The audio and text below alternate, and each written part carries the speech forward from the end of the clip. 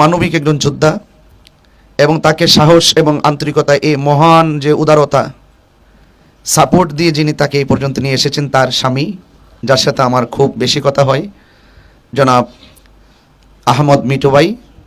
আমি তাকে অনেক ধন্যবাদ জানাই। আল্লাহ পাক যেন তাদের এই দাম্পত্য জীবনকে সুখময় করে, সকলে বলে আমিন।